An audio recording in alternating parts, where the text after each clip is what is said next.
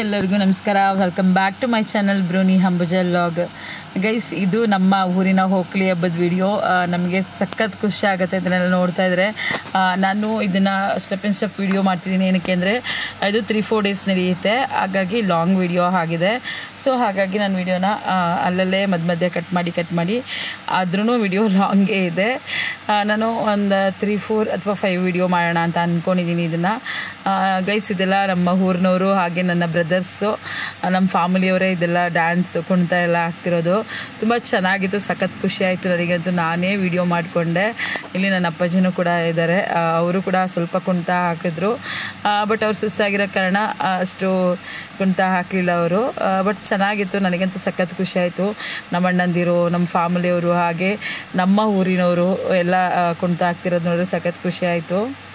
ಇಲ್ಲಿ ಮುಂದೆ ಲೈನಲ್ಲಿ ನಿಂತಿರೋ ಅಂಥವ್ರು ದೇವ್ರು ಹೊರೋದು, ಇನ್ನು ಬಾಕಿಯವರೆಲ್ಲ ಹೋಕ್ಲಿ ನೀರನ್ನ ಹೊರುವಂಥದ್ದು ಒಂದಿದೆ. ಆ ದೇವ್ರನ್ನ ಹೊತ್ತಿರೋದ್ರಲ್ಲಿ ನಮ್ಮ ಅಣ್ಣಂದಿರ ಮಕ್ಕಳಿಬ್ರು ಹೊತ್ತಿದ್ರು, ಅಂದರೆ ಚಿಕ್ಕ ಮಕ್ಕಳು.